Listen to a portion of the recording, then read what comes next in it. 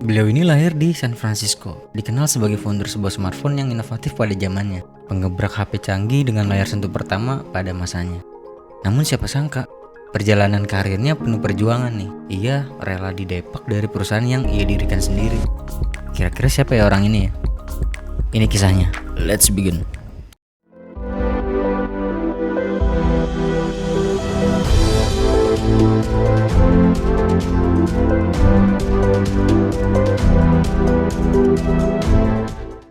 Steve Jobs lahir pada 24 Februari 1955 di San Francisco, California.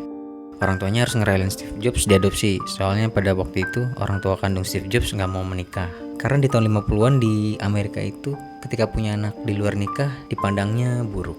In 1961, Steve diadopsi oleh Paul dan Clara Jobs. Pada tahun 1961, Steve Jobs dan orang tua angkatnya pindah ke Mountain View, California. Tepatnya di sebelah selatan Palo Alto, yang mana menjadi pusat barang elektronik seperti kayak radio, TV, komputer, dan lain-lain. Nah, kawasan ini disebut sebagai Silicon Valley. Semasa SD, Steve Jobs susah dapetin temen nih, karena Steve Jobs sering berulah lah, malah sampai diskors. Dia suka ngebully siswa-siswa lain di SD Montaloma Mountain View. Nah, kelas 6 dia dipindahin karena itu sering bermasalah. Akhirnya dipindah ke SD Crittenden. Di sini malah kebalikannya, akhirnya malah dia yang dibully. Dia ngancem orang tuanya buat pindah sekolah, atau enggak putus sekolah. to Jobs being Orang tuanya pun akhirnya beli rumah di Chris Drive, Los Altos, California.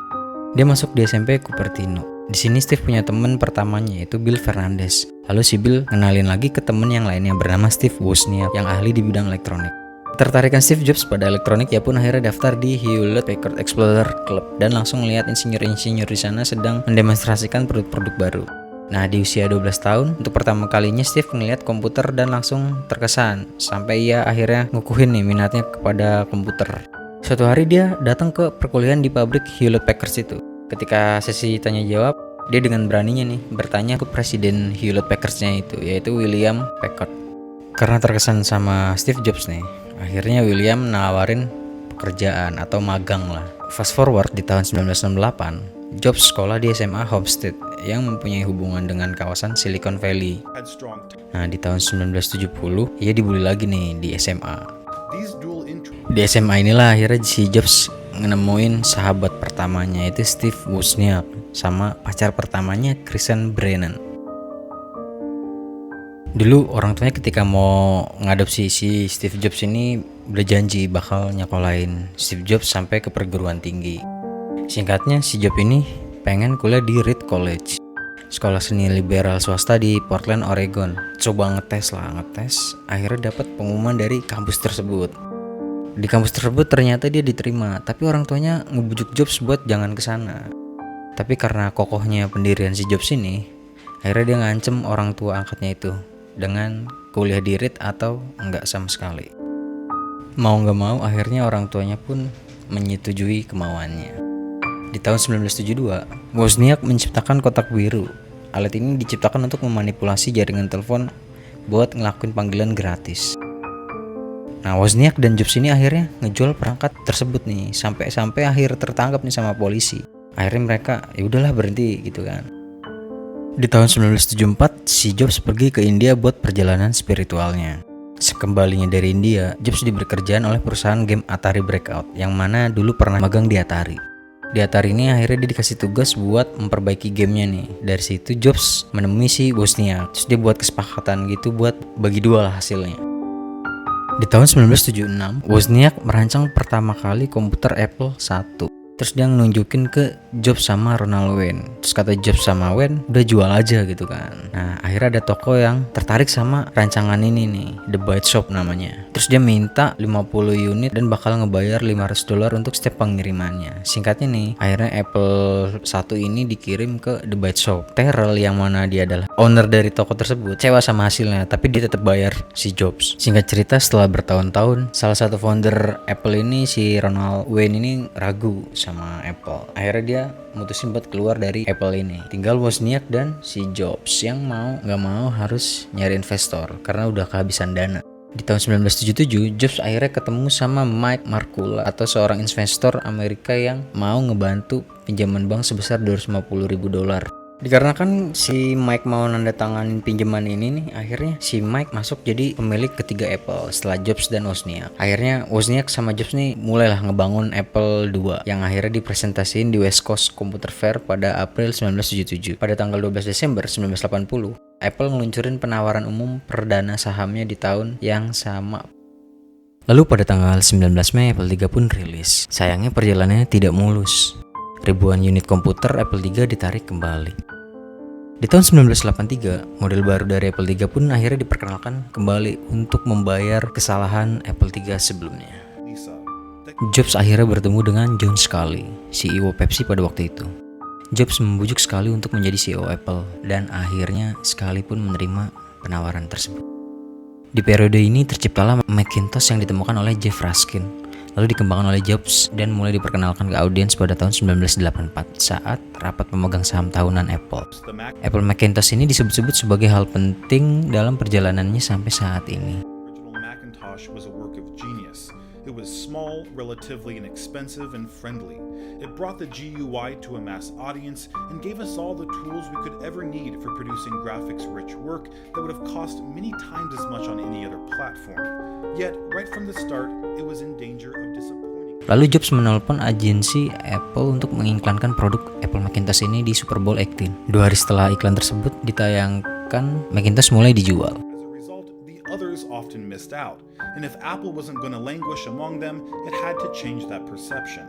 So the ad portrayed Apple as humanity's only hope for the future. It dressed Anya Major, an athlete, with a picture of the Mac on her vest. Seiring berjalannya waktu, terjadi konflik antara Jobs dan Sculley yang dikarenakan bedanya gaya manajemen antara mereka berdua. Konflik ini berdampak kepada penjualan Macintosh dan perusahaan Apple itu sendiri. Atas konflik tersebut, nama Sculley sebagai CEO Apple semakin kuat. Jobs akhirnya dialihkan dari divisi Macintosh di masa jabatan Sculley. 2005. Masa jabatan Sculley, Wozniak pun akhirnya ngundurin diri karena menurutnya di bawah manajemen Sculley, Apple ini sudah salah arah. Tak hanya diam, si Jobs pun akhirnya ngelakuin perlawanan buat ngerebut kekuasaannya kembali. Tapi sayangnya perlawanan ini malah menyebabkan blunder kepada Jobs yang akhirnya Jobs mengundurkan diri pada 17 September 1985 dan langsung mendirikan usaha barunya yang bernama Next. Di tahun 1985, Jobs mendirikan Next dengan modal $7 juta. 7 million. Setahun setelahnya, Jobs kehabisan modal sampai pada akhirnya ia bertemu dengan Ross Perot yang akhirnya banyak berinvestasi di perusahaan tersebut nih. Di tahun 1986, Jobs mendanai The Graphics Group atau sekarang namanya Pixar. Others urged Pixar to pick up the pace. Toy Story pertama tahun 1995, Jobs menjadi produser eksekutif dari film animasi tersebut. Next, Pada tahun 1990, Workstation Next akhirnya rilis, dibanderol dengan harga $9.999. Seperti Apple Lisa, Next memiliki teknologi maju dan dirancang untuk sektor pendidikan, namun dianggap mahal oleh lembaga pendidikan. Jobs pun akhirnya memasarkan Next ke bidang seperti keuangan, ilmiah, dan akademis lainnya. side of the Akhirnya Next berhasil merebut pasar Apple dengan harga jual yang melampaui tinggi dari Apple. to make up for this. Seiring berjalannya waktu, penjualannya menurun. 3 tahun setelahnya, Next berhenti memproduksi komputer dan beralih menjual software Nextstep. Di sisi lain, penjualan Apple menurun drastis. Bahkan penjualan IBM mengalahkan Apple sejak pertengahan 1980. Saat peluncuran software Next, perusahaan Microsoft tak mau kalah. Ia juga segera rilis Windows 3. Akhirnya Apple memutuskan bekerja sama dengan Next, menjadikan sistem operasi untuk Mac OS. Setelah deal dengan Apple, bekerja samalah Apple dan Next. Namun, hubungan kerjasama mereka tidak berjalan dengan mulus dan Jobs pun akhirnya harus gagal bersama Next. Di akhir tahun 1990, Jobs kembali ke perusahaan Apple. Singkatnya di tahun 1996, Apple mengumumkan bahwa mereka akan membeli Next seharga $427 juta. Ketika Jobs kembali ke Apple, perusahaan ini sedang tidak baik-baik saja. Visi murah dengan OS Windows membanjiri pasar. Jobs akhirnya mengambil kendali penuh dan berusaha untuk mengembalikan kejayaan Apple. Di Macworld Expo tahun 1997, Steve Jobs mengumumkan kemitraan dengan Microsoft. February 1990, they did a number of projects, including the new Di masa jabatannya, Jobs merilis iMac. Produk ini sukses besar dalam penjualan. Terjual 1 juta unit per tahunnya. Nah, hal inilah yang menjadi awal kebangkitannya si Apple. Pada bulan Mei 2001, Apple ngumumin toko retailnya. Selain produk komputer, di tahun 2001, Apple ingin berinovasi menciptakan gerakan baru. Terciptalah iPod pada waktu itu. Walaupun sempat terhambat akibat dari kejadian 11 September 2001. several hours.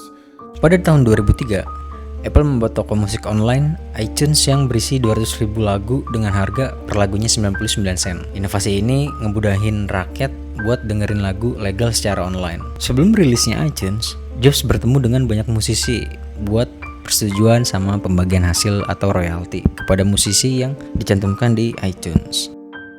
Mendekati akhir tahun, tepatnya Oktober 2003, Jobs didiagnosa kanker pankreas. Di 2004, akhirnya Jobs ngumumin penyakitnya itu kepada karyawannya. Jobs mulai mempersiapkan konferensi pengembang sedunia tanggal 6 Juni 2005. Pada 2006, Apple berencana memproduksi Mac berbasis Intel. MacBook Pro dan iMac menjadi Apple yang pertama menggunakan prosesor Core Duo. Di luar dugaan, saham Apple pun naik drastis dibandingkan dengan tahun 2003. Bahkan perusahaan Dell pun kalah jauh dengan saham Apple. Sementara itu, kontrak Pixar dan Disney hampir habis. Jobs dan CEO Disney, Michael Eisner, menolak memperpanjang kontrak Pixar. Di tahun 2004, Jobs ngumumin bahwa Pixar akan mencari partner untuk mendistribusikan film-filmnya. Pada bulan Oktober 2005, Bob Iger menggantikan Michael Eisner dan mencoba untuk menjalin kerjasama lagi dengan Pixar. Lalu di 2006-nya, keduanya mencapai kesepakatan bersama Disney segera membeli Pixar melalui transaksi seluruh saham senilai 7,4 miliar dolar. Dengan hal tersebut, Steve Jobs menjadi pemegang saham tunggal terbesar di Disney dengan nilai mencapai 7%. Di tahun 2007 ketika merek-merek ponsel ternama seperti Nokia, BlackBerry, Motorola, dan lain-lain lagi gencar-gencarnya buat bikin inovasi baru kayak mau nambahin tombol, fitur, sama stylus pen. Di sini justru Apple mempromosikan iPhone yang cuma punya satu tombol sama layar sentuh. 28 Juni 2007, iPhone akhirnya resmi dijual. Ngelihat antusias konsumen kepada Apple, brand-brand smartphone lainnya pun ngikut inovasi sama kayak iPhone. Di saat mereka lagi mikirin konsep smartphone seperti iPhone, Apple udah ngerjain the next iPhone, yaitu iPhone 3G. Pada bulan Januari 2009, Jobs memberitahukan karyawannya bahwa kesehatannya terlalu kompleks dari apa yang dipikirkannya. Akhirnya Jobs menyuruh Tim Cook untuk menggantikannya. Jobs akhirnya ngambil cuti selama 6 bulan dan setuju untuk transplantasi hati. Secara kebetulan nih, si Tim Cook ini ternyata cocok sebagai pendonor buat Jobs. Tapi Jobs nolak mentah-mentah. Jobs akhirnya pergi ke Tennessee. Di Tennessee dia akhirnya mendapatkan pendonor. Di bulan April 2009, ia akhirnya ngelakuin operasi. 6 minggu setelahnya, ia kembali ke Apple. Pada September 2009, ia tampil lagi setelah operasi. Dia ngenalin tablet iPad yang mana waktu itu adalah ciptaan pertamanya sebelum iPhone sebetulnya. Tapi karena waktu itu prioritasnya itu adalah smartphone, akhirnya yang diluncurkan duluan adalah iPhone. 27 Januari 2010. iPad pun rilis. Namun rilisnya iPad ini banyak orang yang kecewa karena konsumen merasa iPad ini seperti iPhone yang dimensinya diperbesar. Di tahun 2011, kesehatan Jobs semakin menurun. Ia ngejalanin cuti medis lagi yang ketiga kalinya. Seperti biasa, dia ngasih tahu para karyawannya nih. Cuman pemberitahuan ini agak beda karena dia bilang kalau dia nggak bakal kembali lagi ke Apple. Di tanggal 2 Maret, walaupun dia sedang cuti medis, dia muncul di acara perilisan iPad 2. Di tanggal 6-nya, dia memperkenalkan iCloud. Walaupun peluncuran iCloud di awalnya kurang mulus dan Jobs sempat memecat orang yang bertanggung jawab atas iCloud, akhirnya iCloud berhasil sukses diterima oleh konsumen. Terlepas dari kesuksesannya itu, kesehatan Jobs semakin menurun. Di bulan Agustus, Jobs akhirnya ngundurin diri sebagai CEO Apple dan menunjuk Tim Cook sebagai penggantinya. Akhirnya pada tanggal 5 Oktober 2011, Steve Jobs menghentikan nafas terakhirnya di rumahnya di Palo Alto. Sekian kisah perjuangan dari Steve Jobs yang mendirikan perusahaan Apple. Kalau ada informasi yang salah atau belum gue sampein, bisa kita bahas di kolom komen ya. Oke, terima kasih buat yang udah nonton. Jangan lupa buat di like, comment, and share videonya. Sampai ketemu di video berikutnya.